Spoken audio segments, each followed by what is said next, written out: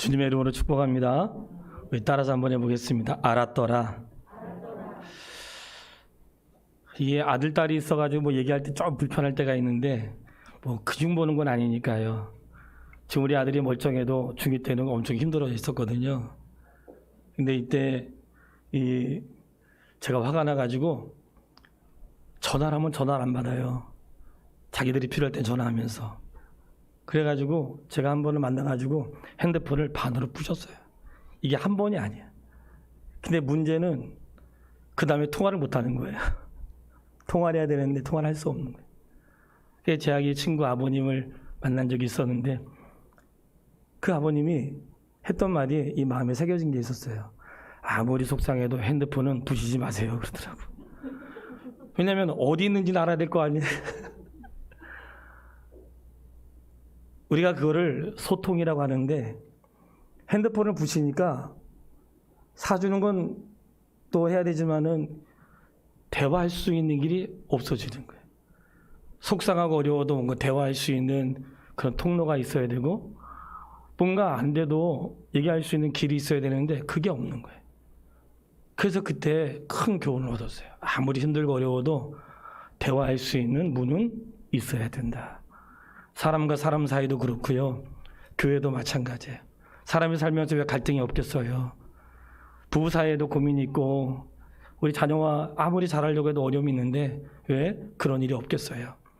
하물며 아무리 힘들고 어려워도 소통할 수 있는 그런 마음의 창문을 열어놔야 그래야 언제든지 그 작은 틈으로 바람도 들어오고 그리고 그 작은 틈으로 먼지도 들어오고 그런 소통의 길이 있어야 된다는 거예요.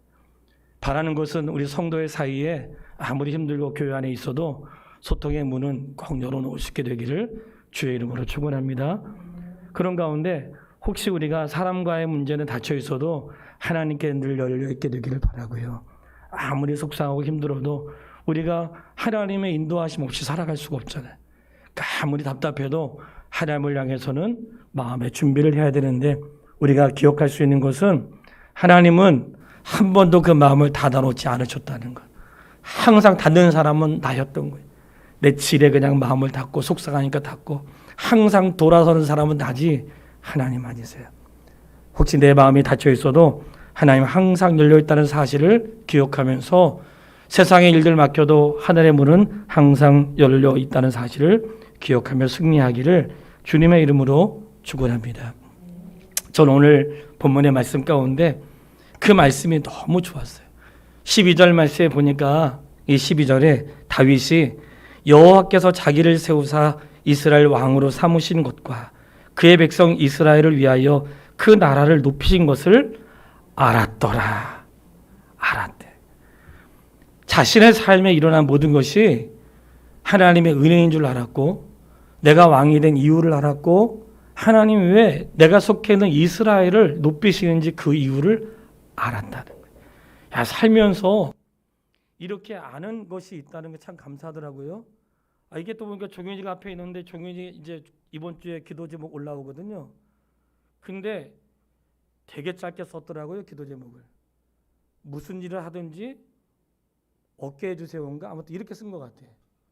그래서 제가 거기다 뒤에 더 붙였어요. 그걸 쓰고 얻은 다음에 깨달은 것을 살게 해주세요. 근데 우리가 보통은 어떤 걸 안단 말이죠. 근데 우리가 하나님의 은혜를 모르고 살 때도 있습니다. 근데 오늘 사무엘하의 1장부터는 사울의 죽음으로부터 시작해서 다윗이 왕이 되는 과정이 읽었던 본문 말씀에 나와요. 근데 보통 우리가 원수를 사랑하라고 말하지만 원수를 사랑하고 원수를 위하는 게 참 어렵다는 거 잘 알잖아요. 근데 그 이후에 나오는 다윗의 태도가 우리에게 엄청 큰 교훈을 주는 거예요. 왜냐하면 다윗은 도대체 어떤 마음이었길래 사울이 죽었을 때 슬퍼하며 애통하고 금식했을까? 요나단은 좀 이해가 돼요. 요나단은 생명을 나누기로 한 친구니까. 근데 자신을 그렇게 힘들게 하고 쫓아다니고 죽이려 했던 사울이 전쟁터에서 죽었다는 사실을 알고 슬퍼하고 금식했다고 말씀합니다. 그런 상황이 끝나자마자 애통할 뿐만 아니라 이 사울과 요나단을 향해서 그가 말하기를 이 사람들은 두 용사라고 말을 했단 말이에요. 그냥 죽으면 우리가 비하할 수 있잖아요. 요즘 뭐 무슨 사자 명예훼손 이런 거 있더라고요. 죽었다고 막 말 함부로 하고 말이죠. 나 옛날 쫓아다니다가 그렇게 됐어. 그럴 수 있잖아요. 우리가 분명히 알지만 절대로 그런 일이 아니라 이 다윗은 사울이 그렇게 그를 쫓아다니고 죽이려 했는데도 사울이 전쟁터에 죽었을 때 그를 위해 애통했다는 거예요. 그리고는 이 사람들이 다윗이 이 사울이 죽은 걸 알고 하나님께 여쭈, 하나님 제가 이제 광야로 피신하러 다니다가 이제 제가 어떻게 해야 되겠습니까? 하나님이 헤브론으로 가라고 말씀하셔서 헤브론에 가서 유다 땅 헤브론에서 유다 사람들의 왕이 돼요. 이스라엘 12지파 가운데 그저 유다 사람들의 왕이 된 거예요. 그러면 나머지 지파 사람들은 어떻게 됐는가? 사울의 아들이었던 이스보셋이 다스렸는데 당시에 사울의 군대 장관이었던 아브넬이 그를 이끌어 가지고 자기의 권세를 행사하면서 사울의 아들을 왕으로 세웠단 말이죠.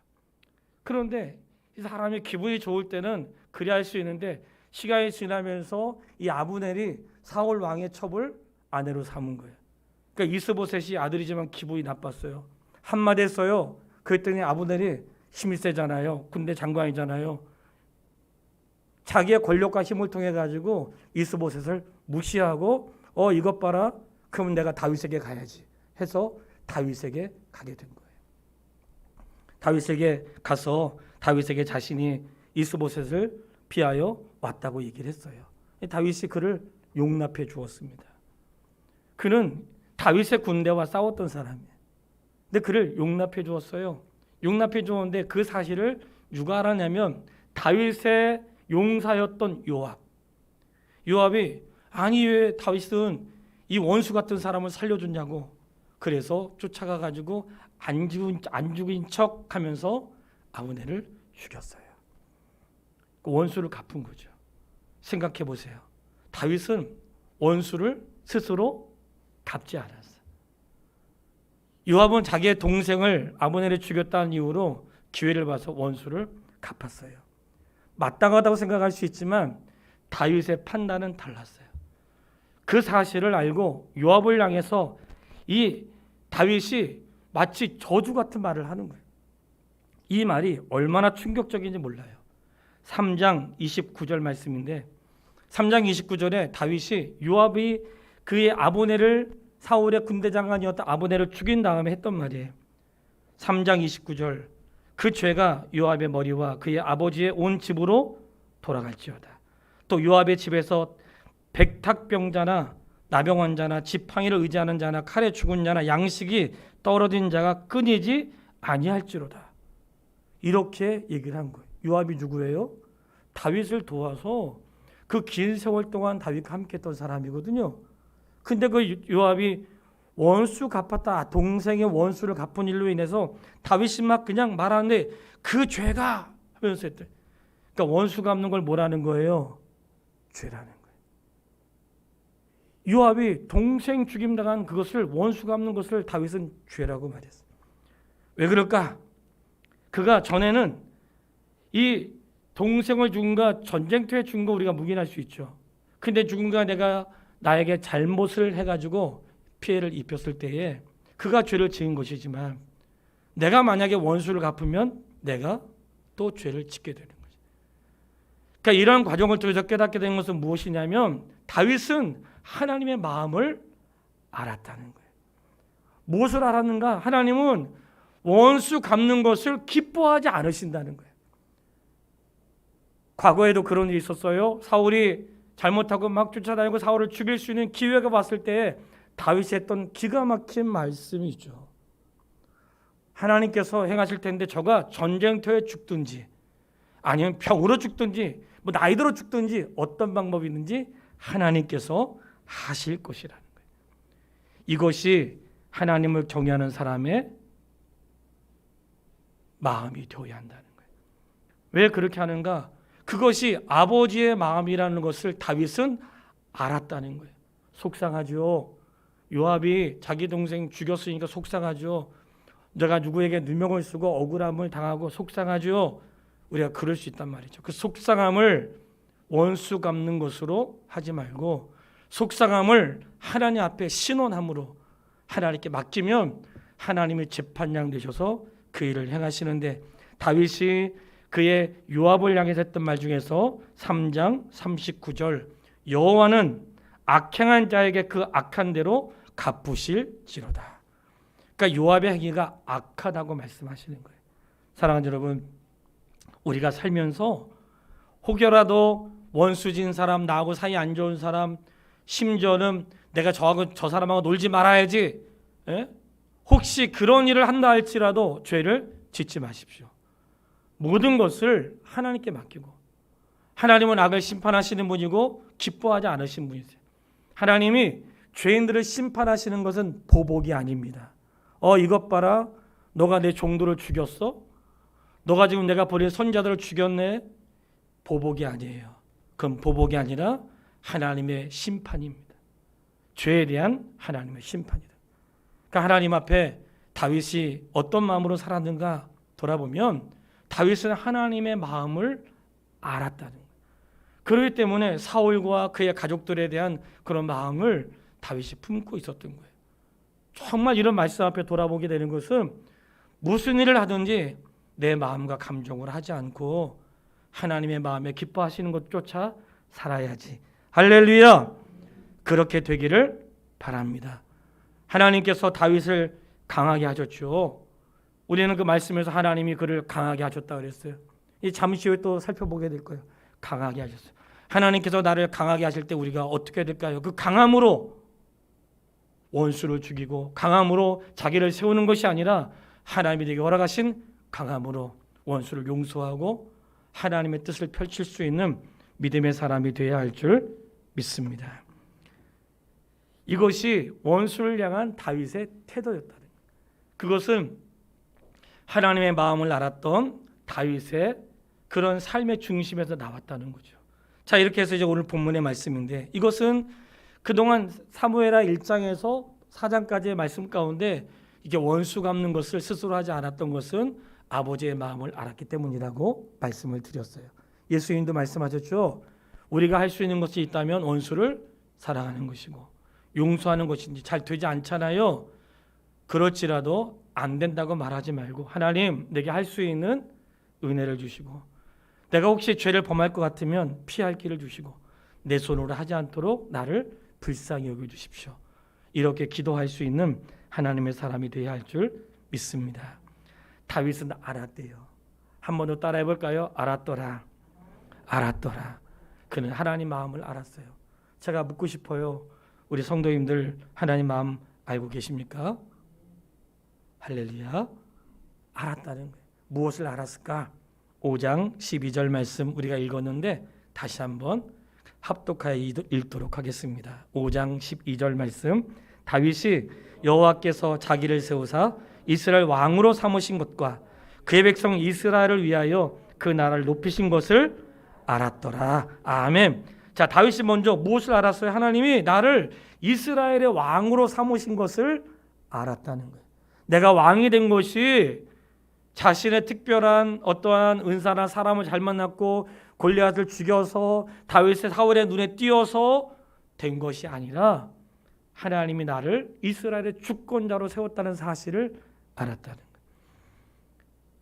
이 말을 오늘날 우리에게 적용하면 내가 이 땅에 태어난 것은 어쩔 수 없이 우연히 태어난 것이 아니라 하나님이 나를 이 땅에 보내셨다는 사실을 내가 알았고, 이 땅에 살면서 내가 무슨 일을 한다면 하나님이 그 일을 할 수 있도록 나에게 지혜와 재능을 주었다는 사실을 알았고, 뭔가 내가 조금이라도 어떤 힘이 주어진다면 그 힘조차도 하나님이 나에게 주었다는 사실을 알았다는 거예요. 하나님 모든 세상의 질서를 정하신 분이잖아요. 내가 조금만 먼저 태어나서도 얼마나 좋았겠어. 그런데 이 모든 질서를 하나님이 정해놓으셨다는 거예요. 세상에서는 나이가 많은 사람, 적은 사람, 물론 위아래에 어느 질서가 필요하죠. 그러나 우리가 먼저 된 자와 나중된 자의 존중과 사랑하는 마음이 있어야 되지만 진리 안에서는 높고 낮음이 아니라 진리를 깨닫는 자가 우선인 거예요. 그러나 우리가 그 진리 안에서 겸손히 행할 수 있는 하나님의 사람이 되길 바라고요. 다윗이 왕이 되어 40년 동안 왕 위에 있었는데 그 40년 동안 왕에 있는 동안 내가 왕이 된 자신의 신분이 하나님이 나를 세웠다는 걸 알았다는 거예요. 어떤 의미가 있을까요? 내가 왕이 된 것을 하나님이 세웠다면 내가 앞으로 왕으로 행사하는 모든 것들이 하나님의 뜻과 인도하심을 쫓아 하려고 마음을 갖겠죠. 때로는 실수함이 있을지라도 우리가 다윗처럼 나를 어떤 자리에 세우신 것 하나님이 나를 세웠다는 사실로 이해할 수 있게 되기를 주의 이름으로 축원합니다. 그리고는 말하기를 이어서 말씀하고 있는 거죠. 다윗이 여호와께서 나를 이스라엘 왕으로 세운 것을 알았고 또 하나는 그의 백성 이스라엘을 위하여 그 나라를 높이신 것을 알았다는 거예요. 이스라엘을 위하여 그 나라를 높였대. 도대체 이스라엘이 뭐라고 이스라엘을 열방 가운데 드러내시려고 그 나라를 높였다는 거예요. 이스라엘이라는 나라를 높였다는 거예요. 그 사실을 알았다는 거예요. 도대체 왜 하나님은 이스라엘을 높였는지 알았다는 거예요. 왜 그럴까요? 하나님께서는 이스라엘을 열방의 제사장 나라로 삼으셨어요. 그래서 이스라엘을 통하여 복음의 시작을 만드시고 이스라엘을 통해 하나님의 영광을 드러내게 하시고 이스라엘 민족의 구원의 역사를 통하여 하나님 어떻게 인류를 이끌어 가시는지 보게 하시고 이스라엘 백성이 조그마한 나라가 지금도 함부하지 못하는 것으로 하나님이 주장하신 것은 그들의 탁월함이 아니라 하나님의 약속의 말씀에 근거한다는 거예요. 근데 그 나라를 높이 세웠다는 사실을 알았는데 참 재미있는 것을 발견했어요. 우리가 어떤 은혜와 힘이 있다면 하나님 나에게 왜 그런 일을 주었을까 하는 것들을 깨닫게 되는데 어제도 한 집사님이랑 얘기하다가 그냥 우연 중에 그냥 얘기가 나왔는데 이게 참 본문의 말씀하고도 이해가 되더라고요. 예배당 건축을 예배당 중축을 하게 되는데 돈이 있는 분은 돈으로 할 수 있잖아요. 그때 당시에 그분은 돈이 없어가지고 몸으로 떼었다 그러시더라고. 진짜 그런 분이 있더라고요. 몸밖에 드릴 것 없어 이 몸 바칩니다. 예. 그러니까 청년 때 뭐 해야 되겠어요? 몸으로 때워야죠. 예. 이 청년들이 말이야 이 몸으로 빈둥빈둥 돌고 안 됩니다. 이 때운다는 표현은 옳은 표현이 아닌데 몸으로 봉사할 수 있는 때를 말하는 거죠. 언제 그 젊은 날 그 젊음을 가지고 주를 위해 살겠습니까? 그러니까 그분도 젊을 때는 돈이 없으니까 뭔가 해야 되는데 할 수 있는 게 없었대요.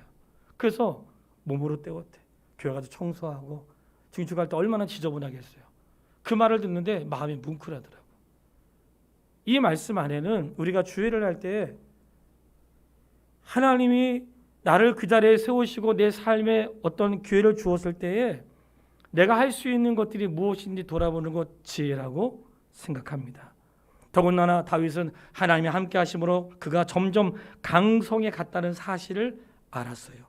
사울과 다윗의 집안이 싸울 때 다윗은 점점 강해져가고 사울의 집은 점점 무너져가는 거예요. 그런데 그 은혜가 하나님으로부터 있다는 사실을 알았다는 거예요. 어떻게 알았을까요? 이상해. 다윗이 피하면 아무도 못 찾아. 그렇게 군대를 동원해도 못 찾아요. 그리고 심지어는 다윗이 오죽했으면 블레셋 편에 가 있는데 이스라엘과 싸워야 되는 상황에서는 피할 길을 주시네. 그리고 나발이 다윗에게 잘못하여 나발을 죽이려고 했을 때 하나님이 어떤 중재자를 통해서 그의 아들, 그의 아내인 아비가일을 통해서 훗날의 일들을 도모하면서 그가 싸우지 않도록 막아주시고 가는 곳마다 승리하게 하시고 참 이 모든 일들을 볼 때에 하나님이 허락하신 것이구나 하고 그 은혜를 알았다는 거예요. 근데 말이죠. 다윗이 왕이 돼가지고 블레셋 사람과 전투를 했어요. 블레셋 사람과 전투하는데 당시의 전투는 이 군인도 나가지만 항상 자기들의 믿는 신, 우리 신이 더 센 거예요. 전투에서 이기는 신이 센 거예요. 그러니까 블레셋도 자기들이 믿는 그 우상을 가지고 나갔겠죠.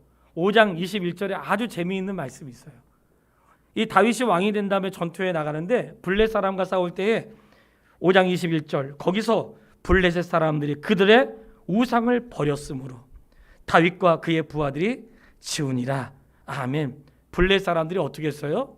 우상을 버렸대. 진 거야. 지니까 우상 버리고 도망간 거죠. 예? 그런데 신앙생활은 그렇게 하면 안 됩니다. 우리가 마치 우상 섬기듯이 블레셋 사람들이 전쟁터에 나가서 승리를 기대했다가 치니까 우상을 버리고 도망가듯 그렇게 신앙생활하면 안 된다는 거예요. 우리의 믿음은 때로는 하나님이 우리를 지게 할 수도 있고, 때로는 고난 중에 있게 할 수도 있고, 때로는 아플 수도 있고, 내가 예측할 수 없는 일들을 만날 수도 있는 것이죠. 그렇다고 하여 블레셋 사람들처럼 우상을 섬기듯이 포기하고 가면 안 된다는 거예요. 왜냐? 하나님께서 허락하신 모든 것들은 하나님의 계획하심이 있고 우리를 돌아오게 하고 깨닫게 하고 회복하게 하시는 주님의 은혜가 있다는 사실을 기억할 수 있게 되기를 바랍니다. 그래서 다윗은 그 하나님의 은혜를 알았던 거예요. 내가 왕이 된 이유를 알았고 하나님이 이스라엘을 높이 세운 그 이유를 알았다는 거예요. 하나님의 영광을 위해 살아야 될 그 이유가 그에게 있었던 거예요. 다윗이 정말 잘했던 것 중에 하나는 뭐냐면 그가 기도하는 사람이라는 거 아시죠? 그는 기도하는 사람이었어요. 사울이 죽었을 때 기도해서 하나님 제가 어디로 올라가야 되겠습니까? 너 헤브론으로 올라가라. 블레셋과 싸울 때에도 우상을 버린 그 전투에서 왕이 된 후에 전투에서 블레셋과 싸울 때에도 하나님 올라갈까요? 올라가라. 근데 그 다음에는 올라가지 마라. 돌아가라. 그러니까 우리가 왜 매일 기도해야 될까요? 하나님은 똑같은 방법으로 역사하지 않으신다는 거예요. 내가 지난번에 그랬으니까 이번에도 그렇게 해야지. 하나님 그리하지 않으신다는 거예요. 매 순간 다윗이 기도하는 거예요. 아니 지난번에도 굴에서도 살려주시고 블레셋 땅에 살려주었으니까 이번에도 살려주시겠지 하고 기도 안 한 게 아니고 사울이 죽었을 때 하나님 제가 올라가야 돼요. 블레셋과 싸울 때에도 어떻게 해야 되겠습니까? 늘 물었다는 거예요. 왜 그럴까요? 내가 익숙한 방법과 그동안 해왔던 하나님의 인도를 받을 수도 있지만 매 순간 하나님이 가장 좋은 방법으로 인도하실 걸 믿었기 때문에 매 순간 자기의 삶에 일어난 것들을 하나님께 여쭈었다는 거예요.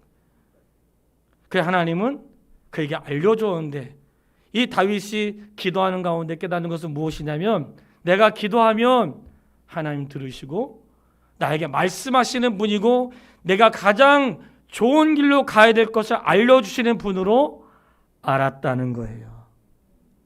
그렇기 때문에 다윗은 인생의 순간에 기도했습니다. 우리에게 그런 기도가 있게 되기를 바라요. 내 삶의 경험보다도 기도가 앞서고 내 삶의 지혜와 내 삶의 탁월함보다도 하나님 앞에 기도를 통해서 갈 길을 묻고 행할 수 있는 우리 하나님의 사람이 되어야 할 줄 믿습니다. 다윗은 알았다는 거예요. 이 다윗이 그 사실을 알고 알았으니까 이제는 살아내야 되잖아요. 그 다윗이 왕이 된 이유, 이스라엘 높이신 이유를 아는 다음에 이 사무엘하 6장에서는 다윗이 어떤 일들을 행동으로 옮기는데 그 행동의 첫 번째는 이스라엘 백성을 향하여 다윗이 있는 그곳에 하나님의 궤를 가져와요. 하나님의 궤를 예루살렘으로 가지고 오고 예루살렘을 더욱 견고하게 하는 일들을 다윗이 해요. 왜냐하면 하나님의 궤를 가지고 왔다는 것은 하나님이 내 삶의 중심이라는 뜻이고 예루살렘을 견고하게 했다는 것은 예루살렘을 통해 하나님이 그 나라를 이루실 위대한 약속의 말씀이 있기 때문에 하나님 중심으로 살았다는 거예요. 저는 기억하고 있습니다. 예전에 한 집사님이 교회 밴드에다가 글을 하나 올렸는데 제 1계명에 대한 글을 올렸어요. 우리가 제 1계명만 잘해도 내 삶의 모든 일들에 흔들리지 않는다는 그 글이 마음에 새겨졌어요. 1계명 뭐예요? 나 외 다른 신을 섬기지 마라. 내가 그것만 내 마음에 지키고 있어도 인생에 너무나 많은 부분들의 질서가 잡혀요. 고민거리가 아닌 거예요. 나 왜 다른 신을 두지 말라 이 한 가지만 내 안에 있어도 인생의 수많은 내 인생의 문제들이 질서가 잡혀. 뭘 먼저 해야 되는지, 뭘 하지 말아야 되는지. 돈이 많다고 가고 적다고 안 가는 게 아니라 내 삶의 질서가 확 잡히는 거예요. 왜냐하면 다윗은 알았던 거예요.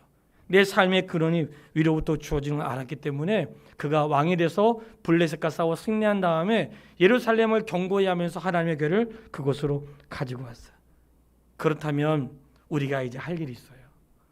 내가 세워진 것, 하나님 나를 높이시는 것, 나에게 어떤 기회를 준 것이 그저 나만을 위해서가 아니라 하나님의 선한 뜻을 위해서 주어진 것을 알았다면 내 삶의 중심에 하나님의 법궤를 모시고 내가 무엇을 하든지 하나님의 선하신 뜻을 쫓아 살아갈 수 있는 믿음의 사람이 되어야 할 줄 믿습니다. 다윗은 알았어요. 그 알았다는 말씀이 너무나 좋았어요. 하나님, 저도 알고 싶습니다. 하나님 마음 알고 싶고 인생에 갈등이 있을 때 어떻게 해야 되는지 알고 싶고, 그리고 하나님 알게 하신 것을 아는 것으로 끝나지 않고 좋은 말씀 들었습니다가 아니라 그 들었던 좋은 말씀을 내가 어떻게 하기 원하시는지, 내 가정에서, 내 삶의 현장에서, 내가 고난당하는 그 자리에서 깨닫게 하신 것을 어떻게 이루어 가야 되는지 고백할 수 있는 우리 화평의 가족들이 다 돼서 하나님 알게 해주십시오. 그리고 깨닫게 하신 말을 다윗과 같이 행할 수 있는 그 은혜가 내 속에 넘치도록 기도할 수 있는 하루가 되시기를 주의 이름으로 축원합니다. 찬양하고 싶은 게 있는데 주가 일하시네, 우리 그 찬양 같이 하겠습니다. 이 다윗의 오늘 말씀을 생각하면서 다윗이 일하지 않고 주가 일하셨고, 다윗이 결정하지 않고 주님 앞에 맡겼던 것처럼 주님이 하십니다. 우리 고백하면서 찬양 드리도록 하겠습니다.